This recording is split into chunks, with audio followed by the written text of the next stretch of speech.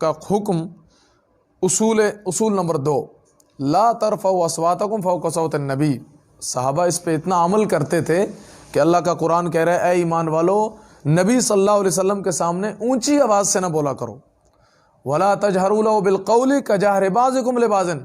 یہاں اتنا سخت تنبیہ فرمائی کہ اگر تم نے نبی کریم صلی اللہ علیہ وسلم کی آواز سے اپنی آواز کو اونچا کر لیا، ان تحبط اعمالکم وانتم لا تشعرون، اگر آپ کی آپس کی آوازیں اتنی اونچی ہو گئی کہ رسول اللہ صلی اللہ علیہ وسلم کی آواز دب گئی تو اللہ فرماتے ہیں ان تحبط اعمالکم، تمہارے اعمال ضائع کر دیے جائیں گے، وانتم لا تشعرون، اور تمہیں پتہ بھی نہیں ہوگا کہ تم جنت سے جہنم میں جانے والے بن جاؤ گے۔ اور صحابہ اس کے بعد اتنا احترام کرتے تھے کہ سرگوشیاں کیا کرتے تھے ایک دوسرے کے ساتھ، تاکہ رسول اللہ صلی اللہ علیہ وسلم کی آواز سے اونچا کیا ٹکرائی بھی نہ، ہمارے آواز برابر بھی نہ ہو۔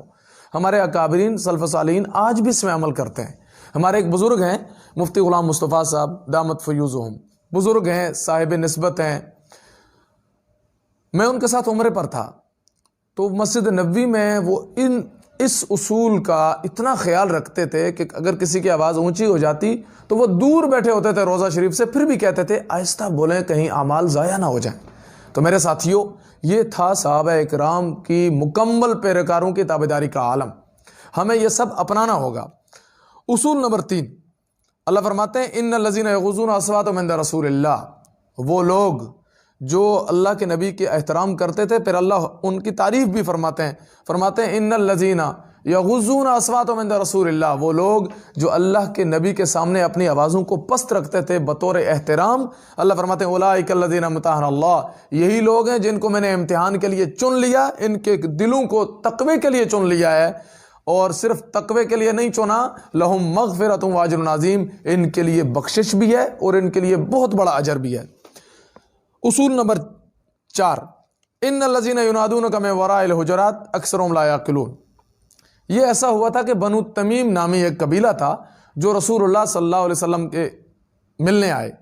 اور بجائے دستک دینے کے یہ باہر سے آوازیں لگا رہے تھے، اور یہ بیماری آج ہمارے معاشرے کو بھی لگی ہوئی ہے، یہ باہر سے آوازیں دے رہے ہوتے ہیں، باہر سے آواز لگا رہے ہوتے ہیں، اور کوئی بھی کوڈ نام لے کے گلی محلے سے ہی آوازیں دے رہے ہوتے ہیں۔ تو بالکل یہی انداز تھا بنو تمیم کا، اور بنو تمیم رسول اللہ صلی اللہ علیہ وسلم کے دروازے پر آئے اور باہر سے آوازیں لگانے لگے۔ اللہ کے قرآن نے نقشہ کھینچا، ان الذین ینادونک من وراء الحجرات، بے شک وہ لوگ جو اللہ کے نبی کو دروازوں کے پیچھے سے، پردوں کے پیچھے سے آوازیں دیتے تھے، اکثرهم لا یعقلون، اللہ کو یہ ادا پسند نہ آئی، فرمایا ان میں سے اکثر جاہل تھے، ان کو عقل ہی نہیں ہے۔ اور آگے اللہ نے فرمایا وَلَوْ أَنَّهُمْ صَبَرُوا حَتَّى تَخْرُجَ إِلَيْهِمْ لَكَانَ خَيْرًا لَهُمْ، اور تھوڑا سا تو صبر کر لیتے، اگر تم صبر کر لیتے رسول اللہ باہر آ جاتے، یہ تمہارے لیے بڑی خیر والی بات تھی اور اللہ تمہیں بخش بھی دیتا۔